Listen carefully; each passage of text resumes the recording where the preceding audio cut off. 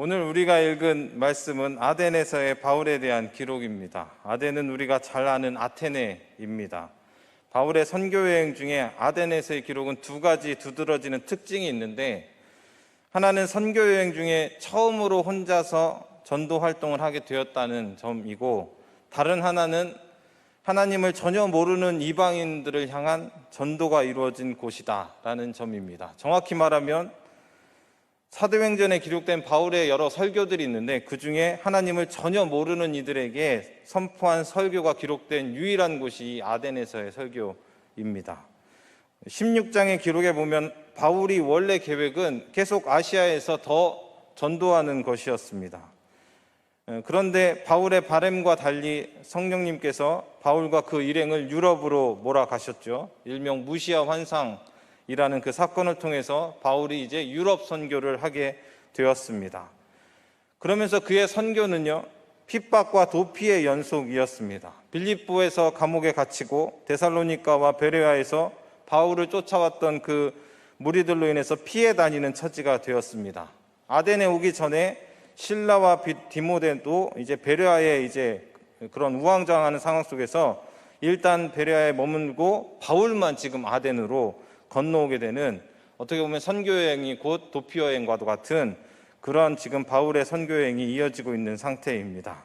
어찌됐든 간에 바울이 지금 아덴에 왔습니다. 바울이 아덴에 오자 그의 눈에 보이는 것은 엄청난 수와 그리고 엄청난 크기의 우상, 신전들이었습니다. 아덴이 요즘 말로 우리가 잘 아는 아테네가 아덴입니다. 그 아테네를 연상하면 우리도 쉽게 그리스 로마 때에 있었던 그 신화에 등장하는 수많은 신전들 떠올릴 수가 있죠. 아덴이라는 도시 이름 자체가 사실은 아데나라는 여신의 이름에서 유래되었을 정도로 아덴에는 곳곳에 수많은 헬라의 모든 신들이 거의 총집결해 있다, 그렇게 이해하시면 되겠습니다. 그리고 또한 뭐가 있죠? 철학이 발달해 있죠. 소크라테스, 플라톤, 아리스토텔레스, 그리고 오늘 말씀에 등장하는 이 에피쿠로스, 그리고 스토아파를 창시했던 제논과 같은 그런 수많은 철학자들이 그들의 학문을 펼쳤던 곳이 아테네, 이 아덴입니다. 바울이 갔을 때는 약간 그 전성기가 지났을 때인데, 그럼에도 불구하고 이전에 있었던 문화와 철학, 우상, 엄청난 신전들은 여전히 아덴의 그 사람들을 지배하고 있었다, 그렇게 이해할 수 있습니다. 오늘 말씀에도 이러한 분위기를 요약해서 설명하고 있는 부분이 있는데 21절입니다. 우리 21절 함께 읽도록 하겠습니다. 시작. 모든 아덴 사람과 거기서 나그네 된 외국인들이 가장 새로운 것을 말하고 듣는 것 이외에는 달리 시간을 쓰지 않음이더라. 아멘. 우선 바울은 이전과 같이 유대인을 만날 수 있는 회당에 가서 유대인과 경건한 이방인들을 대상으로 토론을 벌입니다. 그리고 시장에서 날마다 만나는 사람들과 변론을 합니다. 변론하였다는 것은 그 원뜻이 논쟁하다는 의미가 담겨져 있습니다. 논쟁하는 것은 말로 다투는 것인데, 이 쓰인 형태를 봐서는 그냥 잠깐 하고 안 하는 게 아니고 계속 오랫동안 이 논쟁이 이어진 것을 알 수가 있습니다. 그러한 변론 중에 이제 하나님을 아는 유대인, 그리고 하나님을 아는 이방인들 뿐 아니라 그 범위가 거기서 한정된 게 아니라 더 넘어서 이제 당시까지도 이 당시에 아주 유행했던 그 에피쿠로스와 스토아 철학자들, 그러니까 일반 철학자들과도 이제 쟁론을 벌이게 되는 그러한 장면이 오늘 말씀에 나옵니다. 그러던 중에 바울이 사람들한테 붙들려서 아레오바고에 가게 되는 내용이 오늘 전체적인 내용의 말씀인데, 어떻게 보면 소위 말하는 아레오바고에서의 바울의 이 설교 내용이 오늘 우리가 읽은 말씀입니다. 우선은 여기 등장하는 이 에피쿠로스와 스토아 철학을 사실 알면 조금 더 이해하기가 참 좋을 수도 있는데, 대부분의 아마 정말 오래됐지만 철학 얘기하면 굉장히 머리가 아프잖아요. 저도 이제 서양 철학, 뭐 이런 동양 철학 이런 거 배울 때 굉장히 머리가 아팠는데, 그럼에도 불구하고 지금 에피쿠로스와 스토아 철학이 나왔단 말이죠. 그래서 이거를 어떻게 할 것인가, 그래가지고 한 주 동안 내내 유튜브도 보면서 어떻게 하면 쉽게 설명할 수 있을까, 서양 철학, 역사 뭐 이런 얘기들을 한참 이렇게 보았는데 결론은 설교에 도움이 안 되겠다 이제 생각이 들어서 이제 이야기하지 않도록 하겠습니다. 다만 이 두 철학의 기반이 유물론, 즉 만물은 물질로 구성되어 있다, 이것에 기초된 철학입니다. 다시 말하면 신과 그리고 죽음 이후에 관한 것들에 대해서 기독교와는 완전히 다른 그런 철학이다라는 것을 알고 있으시면 됩니다. 그러한 것에 지배되어 있는, 전혀 지금 하나님에 대해서, 신에 대해서는 관련이 없는 자들을 향하여서 이제 바울이 그 사람들을 대상으로 설교를 하는 것이죠. 아무튼 이렇게 완전히 다른 세계에 사는 사람들에게 이끌려서 아레오바고에 갔습니다. 아레오바고는요, 아덴 정부의 재판이나 사법적인 업무를 처리하던 곳으로, 지금으로 치면 의회나 법정과도 같은 그런 곳입니다. 바울이 설교할 기회를 얻었습니다. 그럼 바울은 이제 전혀 하나님을 모르는 사람들한테 그들을 향하여서 자신만의 철학 사상이 아주 확고한, 그리고 당대 내노라 하는 그런 유명한 철학에 심취했던 그들을 향하여서 어떤 설교를 하였는가라는 것이죠. 그 말씀 22절부터 31절에 나오는데, 바울의 설교는 크게 세 부분으로 나눌 수가 있습니다. 우선은 바울은 아덴 사람들의 그 맹목적인 종교성, 우상 숭배에 대해서 먼저 이야기를 합니다. 그리고 나서 창조주 하나님이 어떤 분이신지를 말하고요. 그리고 바울은 하나님, 자연스럽게 이 하나님에서 구속사적인 핵심인 예수 그리스도까지, 예수 그리스도의 죽음과 부활, 심판에까지 이어지는 그러한 설교를 사도 바울이 지금 아덴에서 하게 됩니다.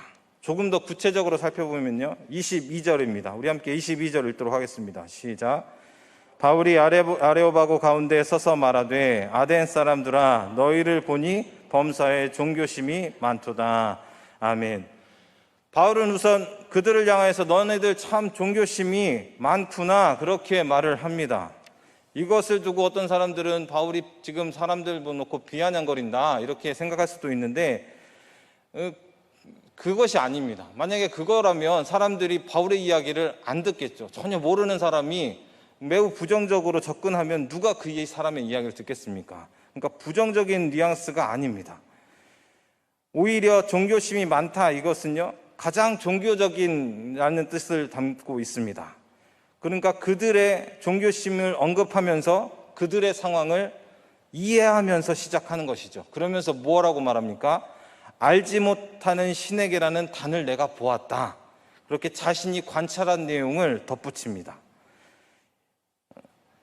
당시에 이러한 알지 못하는 신에게라는 우상이 생길 수밖에 없는 그런 아덴의 상황을 바울이 지금 이용하는 것이죠. 아덴 사람들은요, 다신론이나 범신론자들이 많았는데, 그렇기 때문에 그들이 생각할 때에 우리들이 못 보고 지나친 신들이 혹시 있을 수 있다, 이런 생각을 가졌습니다. 그래서 그 신에 대해서 제단을 쌓아주는 일이 곳곳에서 일어난 거죠. 알지 못하는 신에게라는 제단이 되게 많이 있었다고 합니다. 그러한 행태를 통해서 바울이 자신이 이야기하는 것을 꺼낼 수 있는 기회를 삼은 거죠.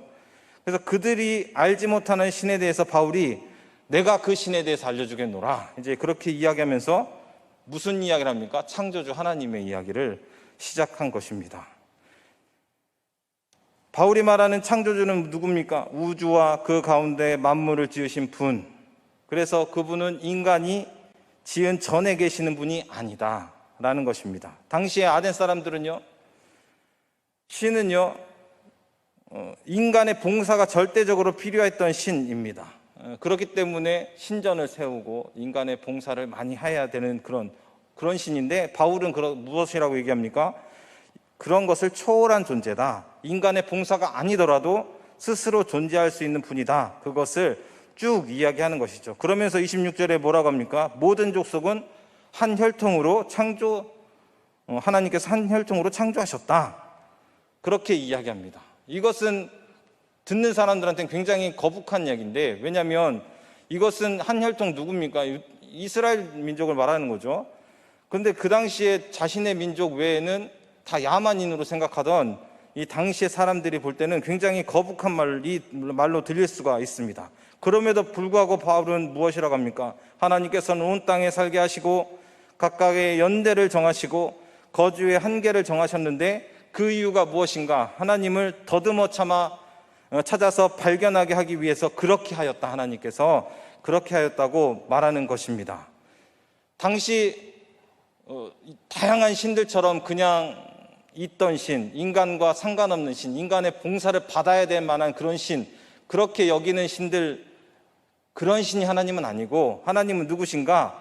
창조를 하시고, 그리고 멀리 계시지 않고 나몰라라 외면하지 않으시고, 더듬어 찾아 발견할 수 있도록 해주시고, 그리고 가까이 계신 분, 그렇게 이야기하고 있는 것이 지금 바울의 설교라 할 수 있습니다.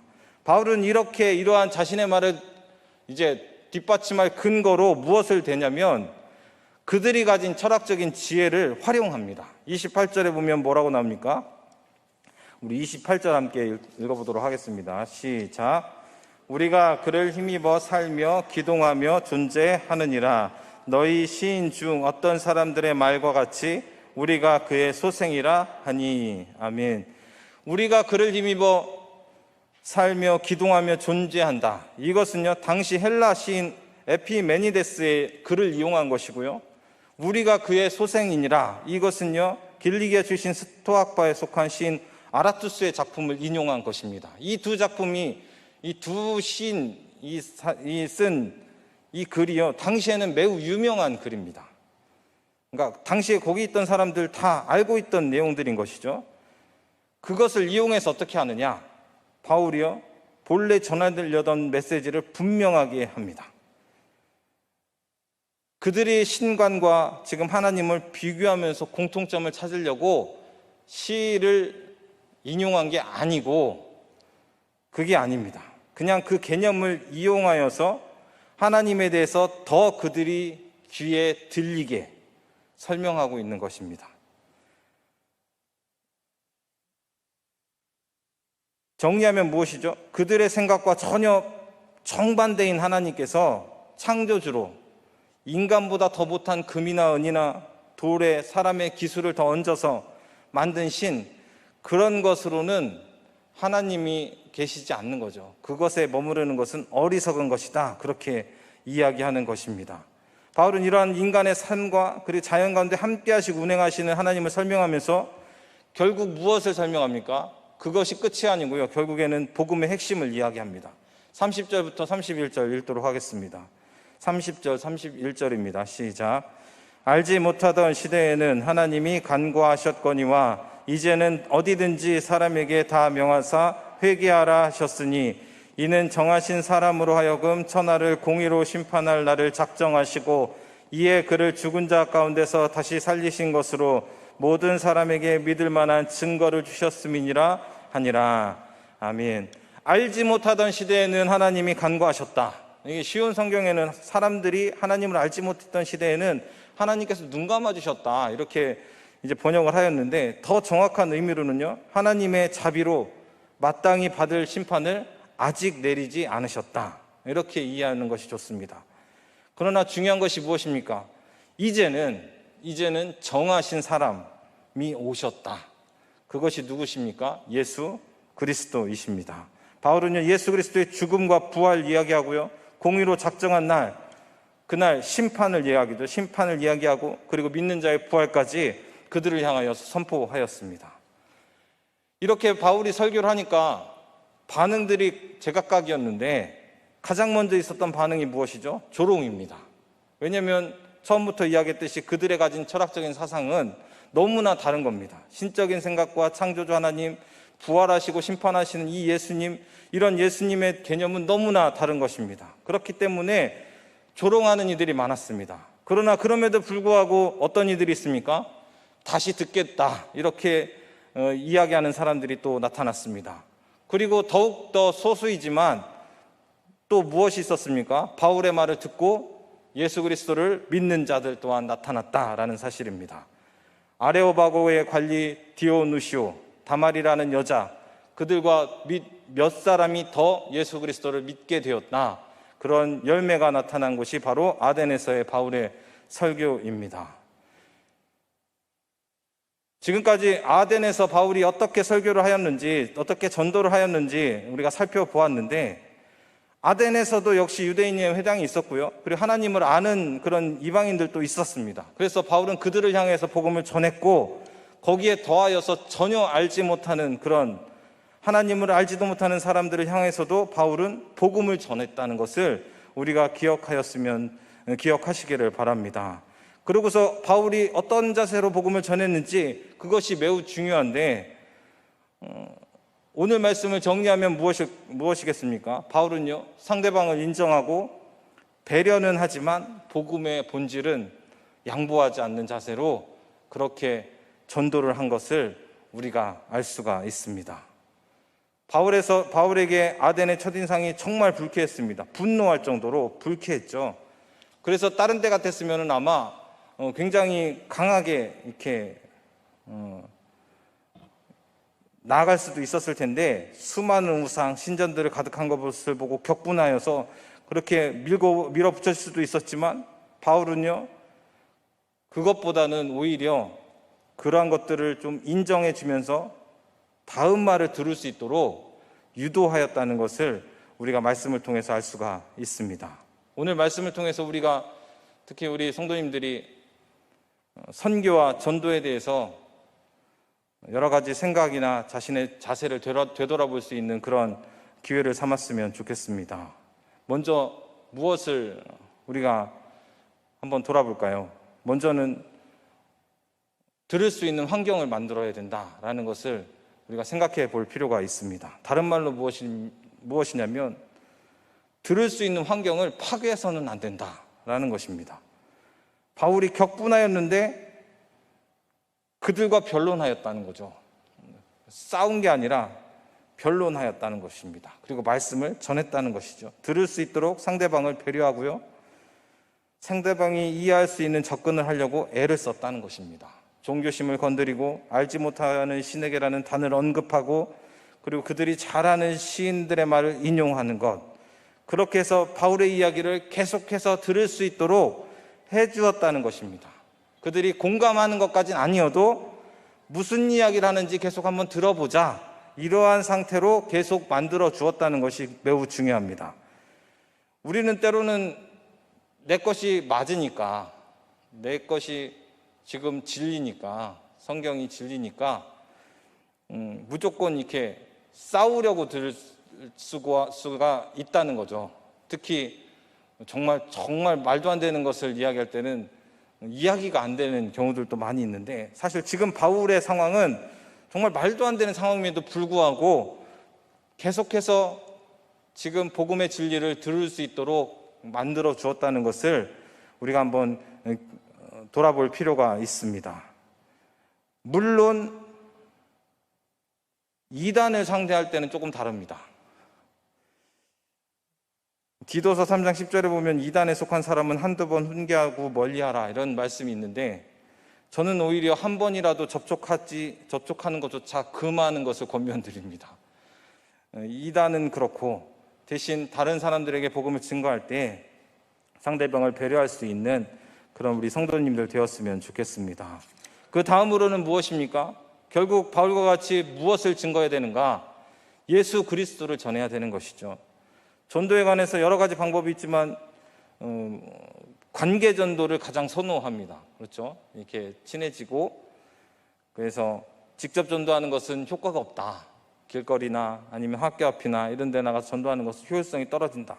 그래서 어떤 사람들은 그렇게 이야기합니다. 만에 하나, 10만에 하나라도 이렇게 있을 수 있다고 생각하지만 사실은 제로다.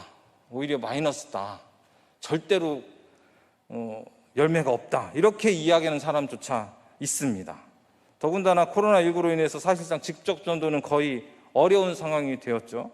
그럼에도 불구하고요, 어떠한 방법이든 간에 결국에 무엇인가 예수 그리스도를 전해야 되는 것이죠. 예수 그리스도를 믿게 해야 되는 것입니다. 신천지를 예를 들면 자기 집단으로 사람들을 어떻게 하든지 포섭하는 것, 그것이 그들이라고 알고 있죠. 그래서 아주 다양한 방법을 쓴다는 것을 여러 가지를 통해서 들었을 것입니다. 대상자를 정하면요, 다양한 방법으로 접근하면서 잘해줍니다. 여러 사람을 붙여주고요, 도움을 주고 미리 정보를 파악해서 무엇이 부족한지 무엇이 고민인지를 다 알아냅니다. 그렇게 열심히 착하고 잘해주는 이유가 무엇인가? 결국에 자기네로 들어오게끔 하기 위하여서 물밑 작업이라는 거죠. 이유 없는 것은 전혀 하지 않는다는 것입니다. 어떤 이들은 예수의 향기로 이제 직접이 아니라 간접적으로 그렇게 내 생활과 모습만으로 내 가족과 내 이웃에게 복음을 전할 수 있다 이렇게 생각하면서 그렇게 할 수도 있지만 결국 그 가운데 결과적으로 예수 그리스도가 전해져야 됩니다. 예수 그리스도를 믿고 구원받게 하는 것까지 가야 된다는 사실을 꼭 기억하셔야 됩니다.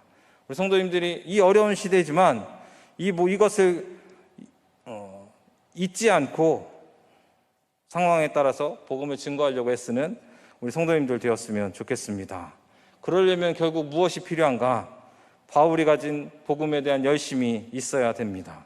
다른 말로 표현하면 바울의 마음을 품는 성도님들 되시기를 소원합니다. 16절을 같이 읽도록 하겠습니다. 16절입니다. 시작. 바울이 아덴에서 그들을 기다리다가 그 성에 우상이 가득한 것을 보고 마음에 격분하여. 아멘. 한글로는 그냥 격분하였다 이렇게 되어 있는데 원어는 굉장히 길게 되어 있습니다. 그것을 직역하면요, 그의 속에 있는 그의 영이 분노로 타오르고 있었다 이렇게 이야기할 수 있습니다. 분노한다는 여기서 나오는 말은요, 히브리어 구약 성경을 헬라어로 옮길 때 이스라엘 백성이 우상 숭배에 빠져서 부도덕한 죄를 범했을 때, 시내산에서 금송아지를 만들어서 숭배할 때, 하나님이 아니라 하나님의 백성이 다른 신들을 섬길 때 하나님의 질투로 인하여서 하나님께서 분노하셨다 할 때 이 똑같은 단어를 동일하게 번역에 사용하였습니다. 바울 안에서 역사하는 성령이 도시에 가득한 우상을 보고 분노한 것입니다. 사사로운 감정이 아니라는 것이죠. 그러한 분노로 인하여서 만나는 사람들마다 복음을 전하게 되고, 그리고 어떻게 해서든지 하나님을 전혀 알지 못하는 사람에게까지도 어떻게 해서든지 방법을 통해서 결국 예수 그리스도를 전하려고 애썼던 바울의 모습이 나왔다는 사실입니다.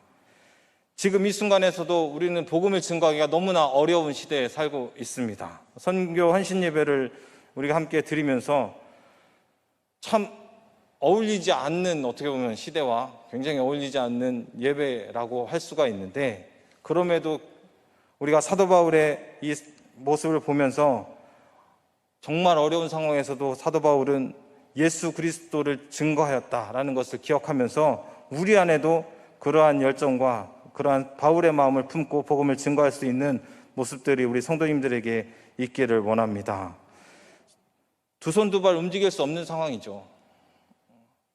그렇다고 해서 생각이나 열정까지 내려놓으면 안 된다 라는 것입니다. 아무것도 할 수가 없다면 그들을 향해서 기도라도 간절한 마음으로 해야 됩니다.